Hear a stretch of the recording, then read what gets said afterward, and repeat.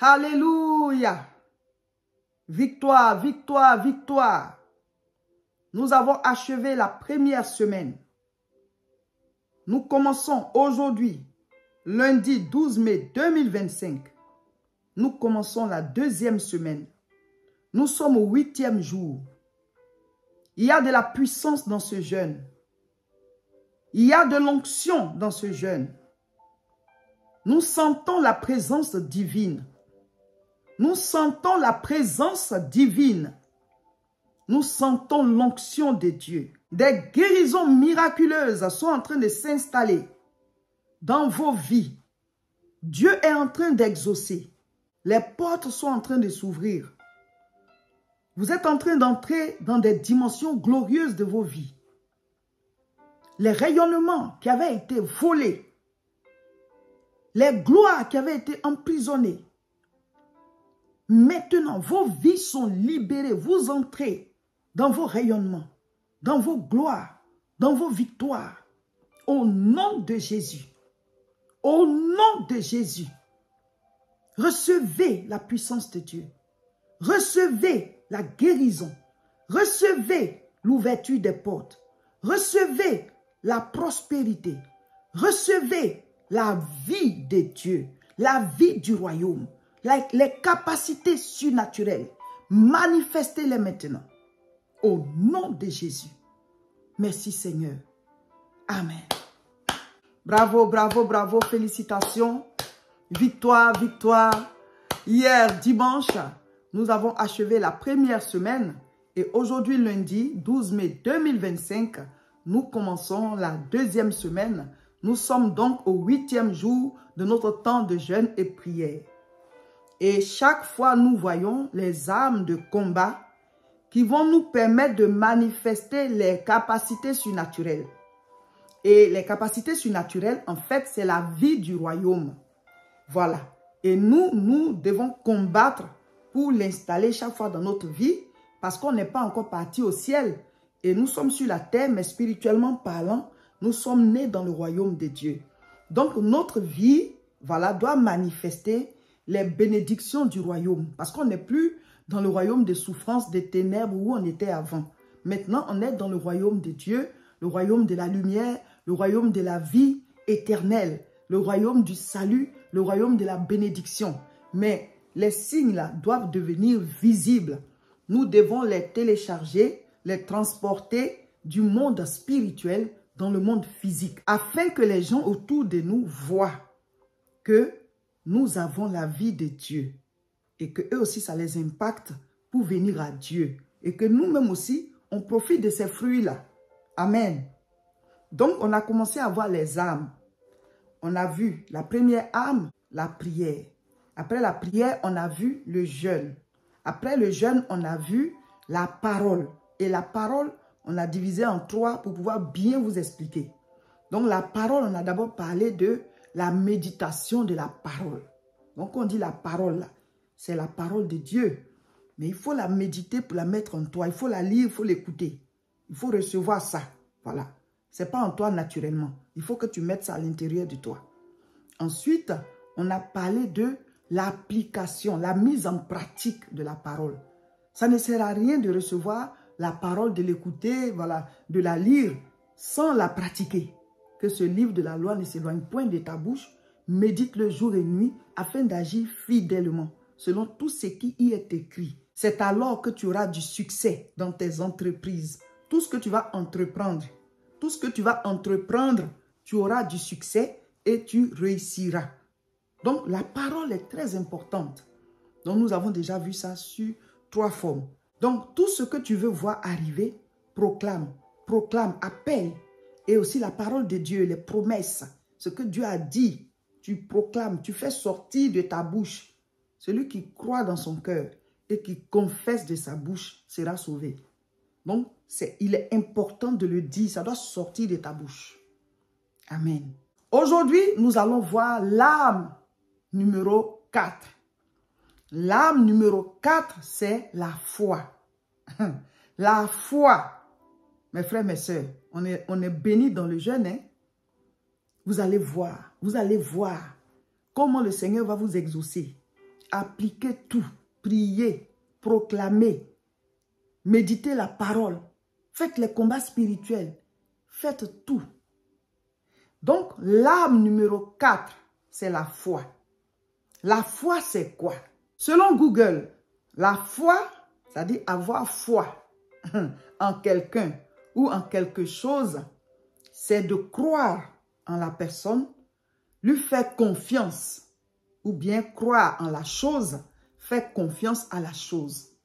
C'est ça que Google dit. La foi, c'est ça, c'est de croire en quelqu'un ou en quelque chose, ou voilà, avoir confiance en la personne ou en la chose. Maintenant, on va lire aussi dans la Bible ce que la Bible appelle aussi la foi. Lisons Hébreux 11, verset 1.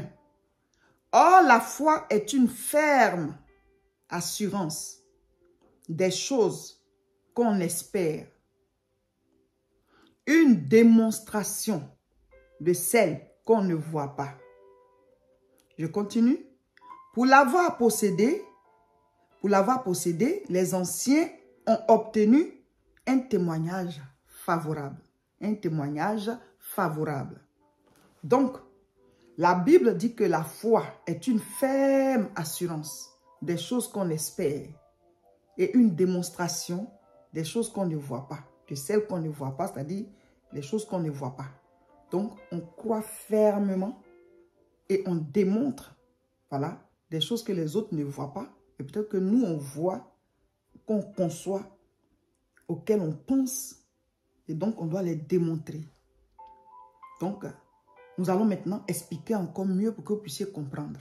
D'abord, vous devez savoir qu'il y a plusieurs niveaux de foi. Voilà. Le premier niveau de foi, c'est de croire que Dieu existe. C'est-à-dire quoi? Le fait de croire que Dieu existe et que ce monde-là a forcément un créateur et tout, ça c'est la foi aussi. Mais ceux qui en général s'arrêtent à ce niveau-là, voilà, eux ils savent que Dieu existe, ça peut même être des païens, hein. Ils voient, ils se disent, bon, certainement ce monde-là, il n'est pas apparu comme ça, il y a un Dieu quelque part. Ça aussi c'est la foi, mais c'est un tout premier niveau de foi. Ils croient que Dieu existe, ils savent que, ils le sentent, ils se disent, non, ce monde-là a forcément été créé, il y a un créateur quelque part, mais ils ne croient pas en lui. Lui n'ont pas donné leur vie. Voilà. Mais ils savent que ce monde a un créateur, il y a un Dieu quelque part. Ça aussi, c'est de la foi. Mais c'est un premier niveau, c'est déjà bon, mais ça ne sauve pas. C'est juste la croyance. Maintenant, il y a un deuxième niveau, un deuxième niveau de foi. C'est de croire que Dieu existe et de lui donner sa vie. Comme je crois qu'il existe, je lui donne ma vie, je lui donne mon cœur. Je veux vivre en fonction de lui parce que je suis convaincu qu'il existe. Je crois qu'il y a un Dieu. Donc, je lui donne ma vie. Je lui donne mon cœur. Je marche avec lui. Je veux vivre avec lui. Je ne veux pas mener cette vie-là comme moi je l'entends, comme je le veux moi-même. Comme je sais qu'il existe et j'y crois. Alors, je lui donne mon cœur. Voici le deuxième niveau de foi. Mais cette foi-là, elle est sauve. C'est-à-dire, ça te donne le salut.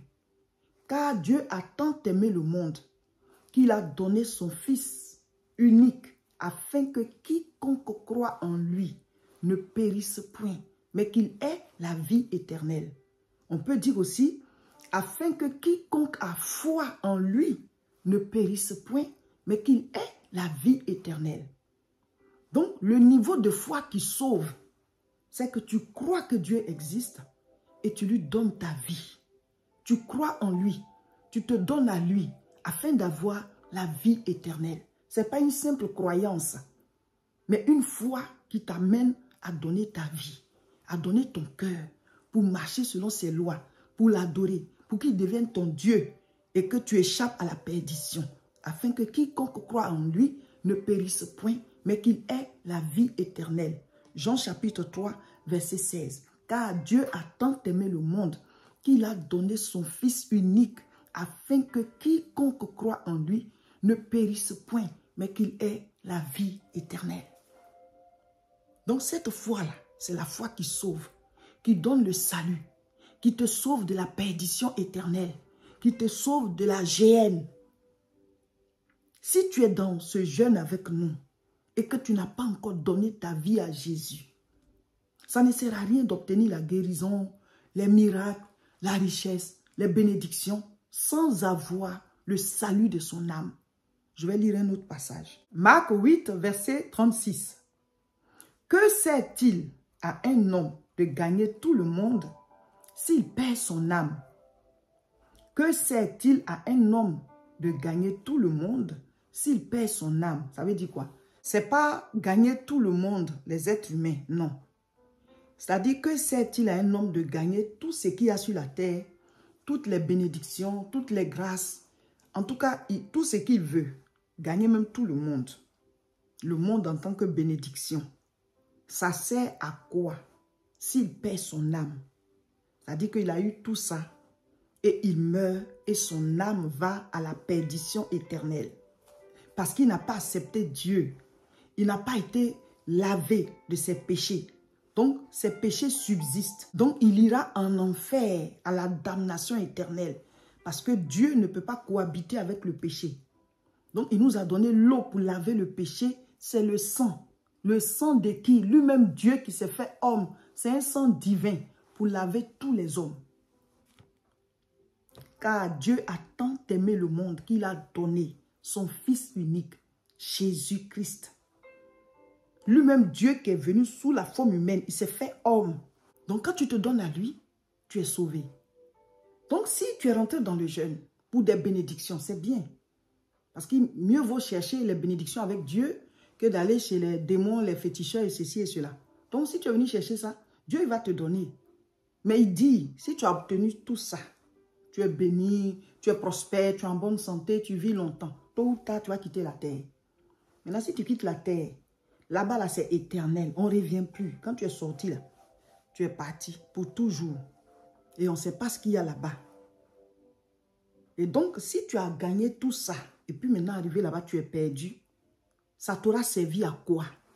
Si tu as gagné tout ça, et puis arrivé là-bas, tu es perdu, ça t'aura servi à quoi? C'est pour ça que le Seigneur dit, la première chose là, d'abord, il faut chercher le royaume de Dieu et sa justice.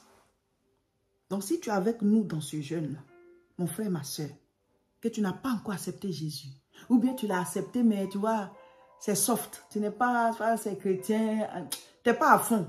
Et Jésus est venu faire des disciples, pas des sympathisants. Il faut que tu sois à fond, réellement dans l'affaire. Donne ton cœur, vis en fonction de la parole. Et tu verras ta vie. Amen. Donc ça, c'est le deuxième niveau de foi. Ce n'est pas juste la croyance, non, non.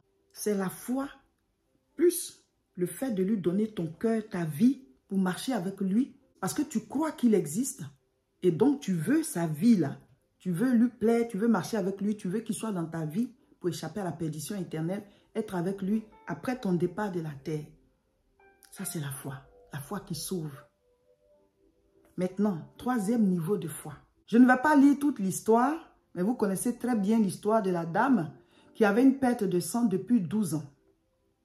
Et elle est venue tout doucement par derrière et elle a touché le vêtement du Seigneur parce qu'elle se disait en elle-même que si je touche le bord de son vêtement, je sais que je serai guérie.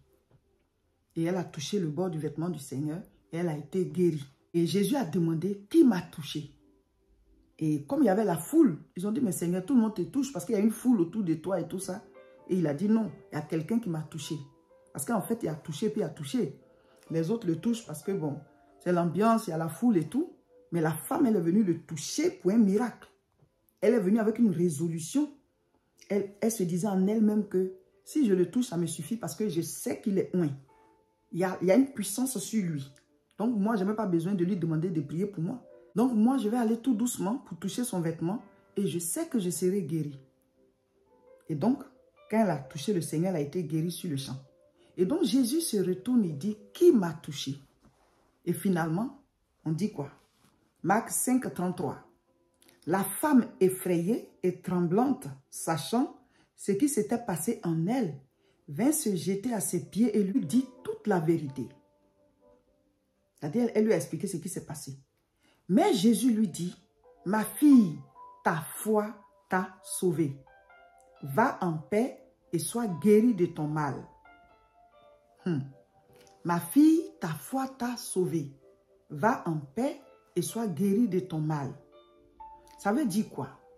Le troisième niveau de foi, amen, c'est la foi qui te fait télécharger ton miracle, qui te fait télécharger ta bénédiction, qui te fait télécharger tes grâces, qui fait transférer, voilà, les choses du monde spirituel dans le monde physique. Et on est en train de parler des armes de combat pour manifester les capacités surnaturelles. C'est-à-dire la vie de Dieu. On veut la télécharger et vivre ça pendant qu'on est sur terre parce qu'on est maintenant du royaume de Dieu. Donc, ce qui nous intéresse plus, c'est ce troisième niveau de foi. Donc, c'est ce niveau de foi qui nous intéresse. Mais tu ne peux pas manifester ce niveau de foi si tu ne vis pas le niveau de foi numéro 2 où tu crois et puis tu donnes ta vie. Si tu n'es pas dans le royaume, tu ne peux pas télécharger les choses du royaume dans ta vie. Tu ne peux pas télécharger les choses du royaume dans ta vie. Pourquoi? Parce que tu n'es pas né dans le royaume. Sinon, le premier niveau de foi, qui est juste la croyance, on sait que Dieu il existe, bon, ça ne te sert à rien. Tu sais qu'il existe, c'est tout, mais tu ne lui as pas donné ta vie. Et le deuxième niveau de foi, c'est de donner sa vie. Je crois en toi et je te donne ma vie. Et le troisième niveau, c'est que tu crois en lui, tu lui as donné ta vie. Et tu crois aussi qu'il a de bonnes choses pour toi et que tu peux les vivre. Tu peux les manifester. Les projets que j'ai pour vous ne sont pas des projets de malheur, mais ce sont des projets de bonheur pour vous donner un avenir et de l'espérance. Le troisième niveau de foi, la foi qui t'amène à télécharger la vie du royaume, c'est de croire que Dieu n'a pas de mauvais projets pour toi et que ce qu'il a de comme bon, les bons projets qu'il a pour toi, tu peux les vivre tous les jours. Si la femme qui est malade se disait dans son cœur que c'est la volonté de Dieu qu'elle soit malade, que c'est la volonté de Dieu qu'elle soit malade, elle n'allait pas venir tout doucement toucher le bord du vêtement du Seigneur pour être guérie. Mais c'est parce que dans son cœur, elle se dit que Dieu n'est pas d'accord pour que je sois malade comme ça. Dieu n'est pas d'accord avec ma situation. Si j'arrive à toucher Jésus, je serai guéri. Vous comprenez? Tout ce qu'on a comme problème, tout ce qu'on a comme souffrance, ça ne vient pas de Dieu. Certains vont dire, mais pourquoi alors ça se trouve dans nos vies? Mais parce qu'on est sur la terre, et cette terre-là, c'est la terre où cohabitent le bien et le mal. Parce qu'on a mangé le fruit interdit, et on le mange tous les jours. C'est-à-dire quoi? Dieu il nous a créés, et il nous a donné un espace de vie. La clôture de l'espace de vie, là, c'est sa parole. Écoute-moi. L'espace que nous devons occuper est clôturé par sa parole. Donc, c'est comme si on avait mis des limites, des clôtures pour les empêcher d'aller au-delà. Mais la clôture, là, c'était la parole de Dieu. C'est pareil. Tant que toi, tu vas au-delà de la parole, tu es en dehors. Tu donnes le droit au mal d'agir dans ta vie. C'est comme ça. Et quand on le fait aussi, il y a certains malheurs, quand ça arrive là, c'est sur toi et tes descendants. Donc, il y a des gens qui n'ont pas commis certaines choses, mais qui l'ont hérité. Et d'autres aussi, ils commettent et ça va descendre sur leur descendance. Parce que quand un démon rentre dans une famille, il se donne le droit d'y rester. Même quand toi, tu décèdes, tu dois le transmettre à quelqu'un d'autre. Par exemple, la sorcellerie, le mysticisme et tout ça, ce sont des choses qu'ils transmettent. Ils ne vont pas avec. Parce que le démon a été dit, moi, je n'ai pas de corps. Et moi, ma mort, là, ce sera l'enfer. Toi, tu as fini ta vie sur la terre. Mais moi, tu me laisses à qui? Donc, ils sont toujours en train d'initier une nouvelle génération pour leur transmettre la sorcellerie. Ils ne partent pas avec. Parce que le démon, il veut posséder de génération en génération. Sinon, il ne sait pas où aller habiter. Il veut l'habiter dans l'homme. C'est pour ça que Jésus dit de les chasser. Donc, il y a certaines choses dans nos vies, mais ce n'est pas Dieu qui les a mises là. Ce n'est pas Dieu qui les a mises là. Ce sont les interférences des péchés et autres, des autels qui réclament les gens. Et les maladies, les malheurs, tout ça arrive. Maintenant, quand tu acceptes Jésus, tu es né de nouveau. Voilà, à tous ceux qui l'ont reçu, il leur a donné le pouvoir de devenir enfant de Dieu. Donc, tu as des droits en tant qu'enfant de Dieu. Tu as des droits. Ce sont ces droits qu'on appelle les capacités surnaturelles. Celui qui n'est pas né de nouveau ne peut pas les manifester, ces capacités-là. C'est surnaturel. Ça ne te vient pas naturellement. Ça te vient de Dieu. Donc, la foi qui va t'amener à télécharger ça, c'est la foi qui te fait croire que Dieu n'a pas de mauvais projet pour toi. Je vais le lire. Jérémie 29, verset 11. Car je connais les projets que j'ai formés sur vous, dit l'Éternel.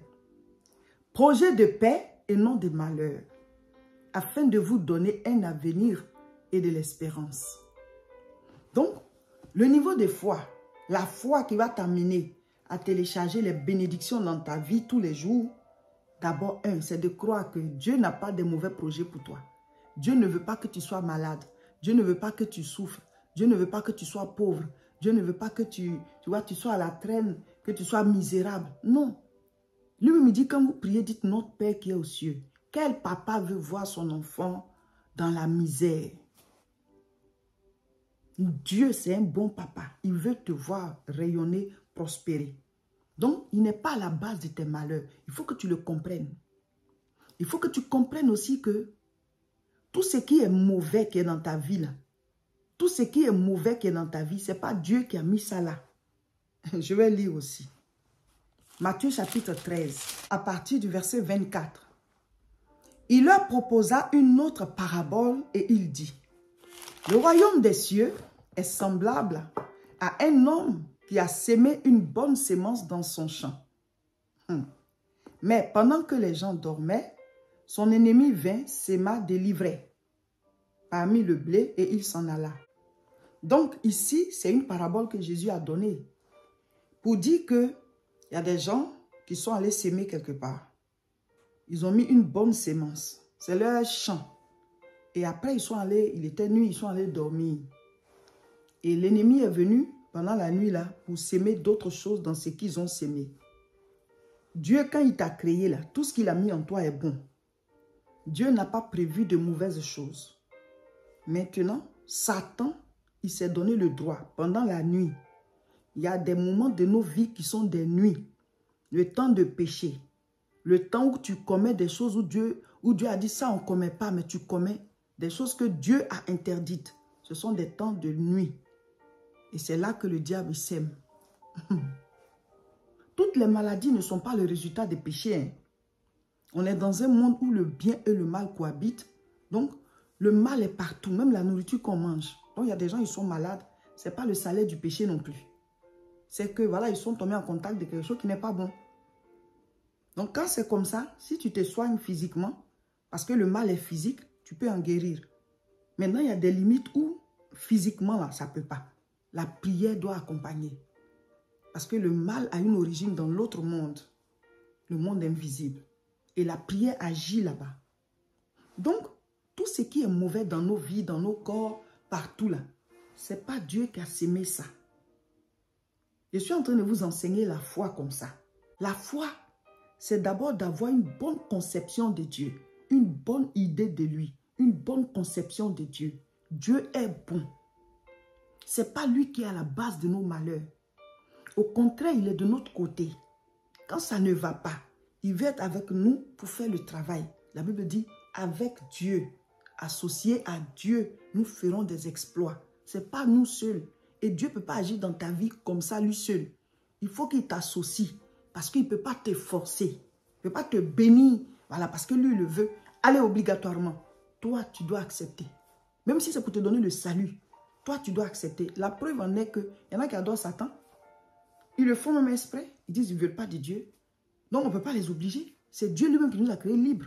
Et toujours dans cette foi-là, tu dois comprendre et accepter que tout ce qui n'est pas bon dans ta vie peut quitter.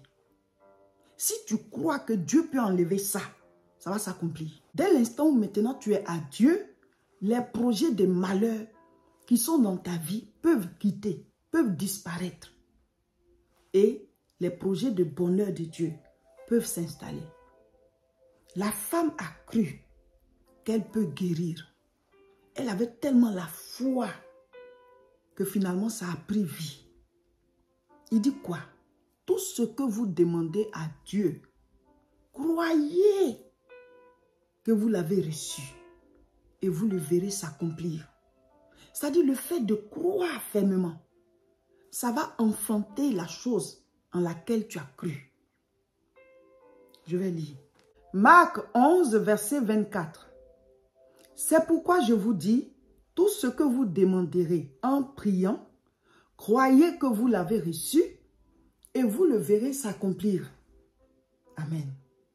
Donc, tout ce qu'on demande dans la prière, guérison, miracle, délivrance, joie, paix, bénédiction, tout ce qu'on peut demander, croyons qu'on l'a déjà reçu et on va le voir s'accomplir. Le fait de croire enfante la chose. Le fait de croire amène la chose à l'existence. La femme qui avait la perte de sang depuis 12 ans, elle a cru que si elle touche le vêtement du Seigneur, elle sera guérie. Et tellement qu'elle croyait, elle a posé l'acte. David a cru qu'il peut terrasser Goliath. Tellement qu'il croyait, il a proclamé. Elle, la femme, elle a dit dans son cœur, si je touche son vêtement, je serai guérie. C'est la proclamation, mais elle a dit à l'intérieur. Elle a dit à l'intérieur. Donc, c'est une parole qui l'a amené à poser l'acte. David aussi l'a dit. Toi, Goliath, je vais te terrasser. Tu viens contre moi avec l'épée, la lance et le javelot. Moi, je viens contre au nom de l'Éternel des armées. Il a posé l'acte. Il a commencé à courir vers lui. La femme, elle dit, si je touche son vêtement, je serai guérie. Et elle vient, touche. Donc, le fait de croire n'annule pas l'action que tu dois poser. L'acte que tu dois poser, les actions à mener, ce n'est pas parce que tu crois que tu vas t'asseoir là, oui, j'ai la foi, ça va se réaliser. Tu as la foi sur quoi? Ta foi va descendre sur quoi? Tu as la foi, tu as posé quel acte et puis tu attends le résultat. Parce que toi, tu fais le physique, Dieu fait le spirituel. Toi, tu crois, oui, mais tu dois poser des actes. Je prie pour être guéri. Je sais que je suis guéri. Alors, je me lève et je fais ce que je ne pouvais pas faire. Tout doucement, comme la Bible dit. Le paralytique qui était malade, quand Pierre et Jean ont prié pour lui, ils l'ont tenu par la main. Je prie pour avoir du travail. Je ne vais pas m'asseoir. Je crois que je vais l'avoir. Donc chaque jour, je sors. Je continue de déposer les CV. Je fais le tour de là où j'ai déjà déposé. Ou bien je m'assois, j'appelle. Parce que j'ai mis l'eau dans les vases. Celui qui transforme ça en vin va jouer son rôle. Parce que j'ai jeté mon filet. Celui qui jette les poissons dedans, il va jouer son rôle. J'ai lancé ma pierre. Celui-là qui terrasse avec la pierre lancée, il va terrasser. Donc, la foi, c'est de croire que Dieu est avec nous, Dieu nous aime, Dieu est bon, il n'a pas de mauvais projet, il veut qu'on soit bien, qu'on s'habille bien, qu'on mange bien, qu'on soit en bonne santé, qu'on prospère, qu'on ait tout. Être convaincu de ça et de prier tous les jours et croire qu'il a de bons projets et croire que ces projets-là peuvent s'installer dans nos vies. Il ne veut pas qu'on soit malade. Donc, croire que je peux guérir de ça. Il ne veut pas qu'on soit pauvre. Croire qu'on peut sortir de la pauvreté.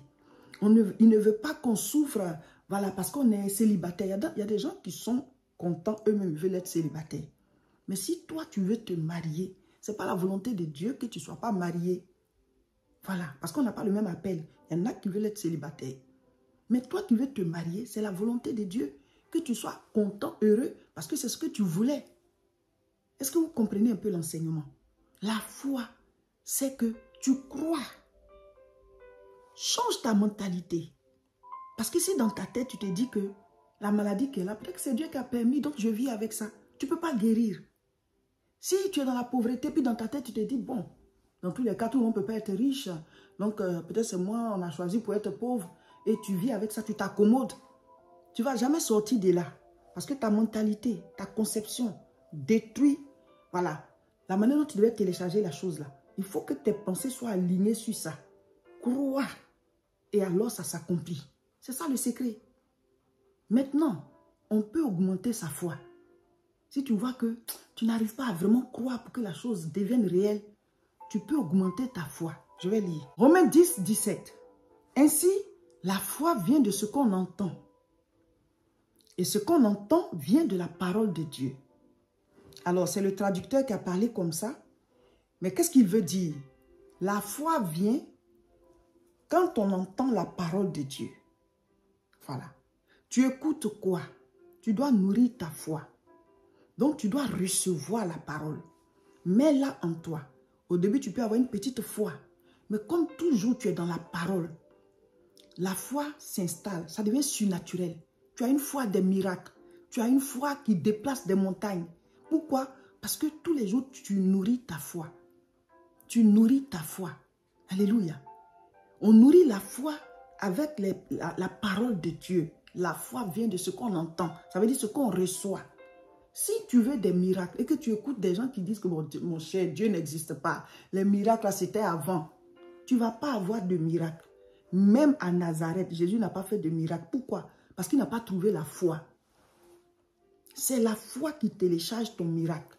Je vais résumer pour dire que la foi, c'est la monnaie du ciel. La foi, c'est la carte bancaire, la carte magnétique, le billet de banque du ciel. Plus ta foi grandit, plus tu peux obtenir de grandes choses. Donc, il faut augmenter ta foi en étant régulièrement dans la parole de Dieu. Il a dit à la femme, là, ta foi t'a sauvé. Il a dit aussi à Bartimée, ta foi t'a sauvé. Il a dit au paralytique, ta foi t'a sauvé. Qu'est-ce que toi, ta foi va te faire?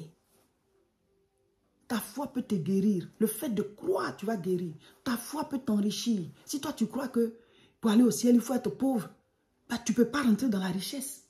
Il te sera fait selon ta foi. Ce en quoi tu crois, c'est ce qui va t'arriver. Tout ça, c'est la foi. Donc, tu dois travailler sur ce en quoi tu crois. Écris ce en quoi tu veux croire. Ou alors, tu cales ça dans ta tête et tu restes concentré dessus. Je crois que je vais vivre longtemps. Je crois que je vais m'en sortir, je vais réussir, je vais briller, je vais être quelqu'un qui va impacter les vies. Je crois que cette maladie qui est là, elle va disparaître. Je crois que je vais sortir de cette situation difficile parce que ce n'est pas le plan de Dieu. Dieu est bon, il a de bons projets pour moi. Et tu te convaincs de ça. Tu vas voir ça s'installer. Qu'il te soit fait selon ta foi. Croyez et vous le verrez s'accomplir. Qu'est-ce que tu crois? Change ta mentalité. Qu'est-ce que tu crois? Enlève toutes les mauvaises croyances.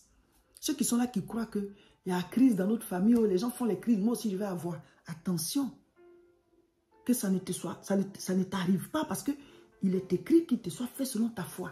Ah, telle personne est morte de telle maladie là, ça là, à tel âge, la personne est morte, moi aussi peut-être ça va m'arriver. Attention, enlève ça dans ta tête. Sors ça de ta tête, ce n'est pas le plan de Dieu. Même si c'est arrivé à plusieurs personnes, toi ça va te sauter. Jésus est mort entre deux brigands. Jésus a été crucifié entre deux brigands. Quand ils sont morts là, ils sont venus casser les jambes du premier. Ils ont sauté Jésus. Ils ont cassé les jambes de l'autre. Ça va te sauter. Non parce que c'est arrivé à quelqu'un que ça va forcément t'arriver. Tu es né de nouveau. Tu es du règne de Dieu. Ce qui impacte négativement les autres ne descend pas sur toi. Il faut transformer tes pensées là. Aligne ça sur la parole de Dieu. Ta foi, c'est ça qui va te sauver. Ta foi va te rendre riche. Ta foi va te faire prospérer. Ta foi va te faire construire. Ta foi va te faire réaliser des choses. Crois que tu peux le faire. Et travaille. Dieu va t'accompagner. Croyez, vous le verrez s'accomplir. La foi, la quatrième âme. Aujourd'hui, lundi 12 mai 2025, nous lisons Philippiens chapitre 2. Mettez en commentaire ce que vous avez compris. Et mettez aussi le résumé de ce message. Et mettez les fiches. Voilà les nouvelles fiches pour la semaine 2 là. Mettez-les. Le sujet de prière d'aujourd'hui est « Seigneur, augmente ma foi et fais-moi manifester les réalités du royaume au nom de Jésus. » Mes frères, mes sœurs, on a commencé la deuxième semaine. On est en plein dans le jeûne. N'oublie pas, tu dois prier tous les jours. 30 minutes 2 fois ou bien 45 minutes 2 fois. Prenez au sérieux la formule de prière 3R CSP. Ça te permet de bien organiser ta prière. Prier, prier, prier. On est en jeûne et prière. La fiche des proclamations, les paroles à proclamer, on doit lire tout. Le matin, tu lis tout à haute voix. Le soir, tu lis tout à haute voix. On est en plein dans le jeûne. On sent l'onction, on sent la puissance de Dieu, on sent le feu. Jeûne des capacités surnaturelles. Deuxième jeûne, c'est puissant, c'est fort. Alléluia. Le jeûne, c'est jusqu'à la gare, mes frères, mes soeurs. Prenez courage. Abonnez-vous à nos différentes chaînes. Invitez d'autres personnes qui nous prennent en marche. On va finir tous le même jour. La croisade, c'est ce samedi 17 mai. La croisade, on est en plein jeûne. Que tu jeûnes ou pas, viens bénéficier de l'onction. Le thème, c'est à cause de son nom. À cause de son nom, mon frère, ma soeur, Dieu va bénir ta vie. Viens à cette croisade. Vous qui êtes loin, connectez-vous pour suivre en direct. On va prier. Que tu sois en jeûne ou pas. Nous allons prier contre la dépression. Nous allons prier contre l'esprit de mort. Nous allons prier contre tout ce qui oppresse l'âme. La restauration de l'âme à cause de son nom. Ce samedi 17 mai, 14h30, tous à la croisade. Viens prendre ton miracle. Viens prendre ta guérison.